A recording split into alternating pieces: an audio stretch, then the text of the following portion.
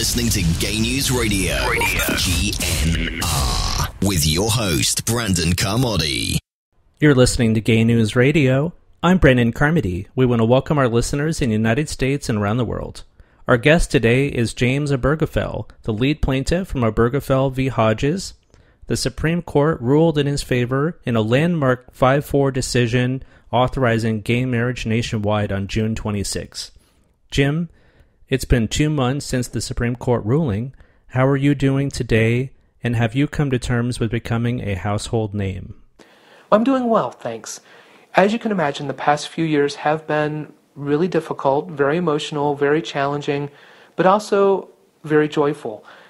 To be able to fight for my husband and our marriage and to help bring positive change to our country has just been an unbelievably humbling experience for me, and I feel very fortunate that I've been part of that.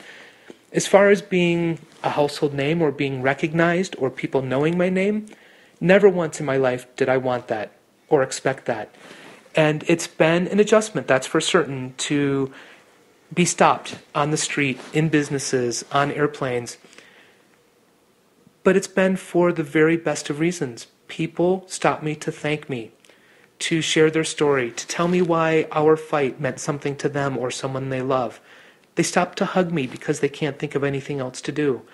And those little interactions are so important to me because they just reinforce the fact that John and I made the right decision to stand up and to start our fight. So it's been an amazing experience. I never wanted to be someone people recognized, but it's for all the right reasons, so I'll take it. What was the moment like for you to get a congratulations call from President Barack Obama after your historic win at the Supreme Court? Well, it's a pretty amazing thing to get a call from the President of the United States to say, "Thank you, Jim, for fighting this fight and for helping to make our country a better place." Not something I ever thought would happen to me. I feel really fortunate and honored that he took the time to call me and to thank me. And it just made me appreciate having President Obama as our commander-in-chief even more. What are your thoughts about President Obama and how far he has moved the LGBTQ community forward? I sincerely believe we would not be where we are when it comes to civil rights and equality if it weren't for President Obama. His support of marriage equality, the policies he has implemented, and the causes he champions have made an enormous difference in our country and for our community. So thank you, Mr. President, very much for your support and your belief in equality. I also appreciate that President Obama is open to learning new things and changing his mind. We need leaders like that, leaders who are not simply set in one belief and refuse to learn new things, meet new people, and allow those long-held beliefs to be challenged. And I appreciate that about President Obama. That, I think, has been one of the things that has helped him become such an icon for our community and has helped him make those changes and change his opinions and his thoughts and move us forward as a country. What was your reaction to the Love Wins hashtag that nearly broke the internet, and does it represent the long struggle of the LGBT community? Well, for me, the Love Wins hashtag represents a moment, a great reason for celebration in our long struggle for equality. Marriage equality absolutely was something we should have and needed to celebrate. And I love that the hashtag Love Wins became part of that.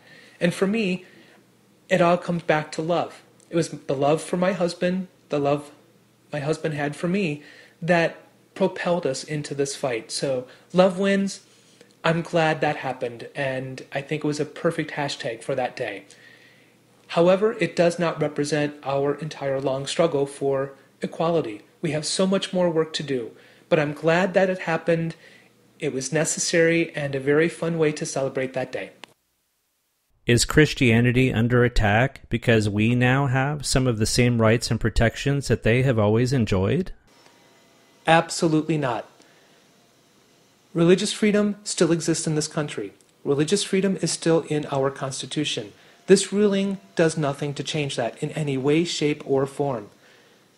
Just As before this ruling, a Catholic priest could refuse to marry a Catholic and a non-Catholic, a Catholic priest can now refuse to marry a gay couple. A Christian minister can refuse to marry a gay couple. That has not changed. The only thing that has changed is that our government, which is based on the Constitution of the United States, has said we deserve those same rights.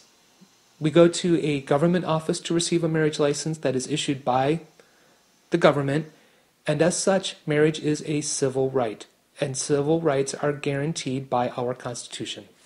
Does Kim Davis's refusal to follow court orders and issue same-sex marriage licenses in Roland County, Kentucky, surprise or frustrate you? Does it surprise me? Unfortunately, it doesn't. I expected there to be pushback and fights against this ruling, so I'm not surprised. I am angered, however. The Supreme Court is the law of the land, and they have clearly stated every couple, gay, lesbian, straight, doesn't matter, has the right to marry.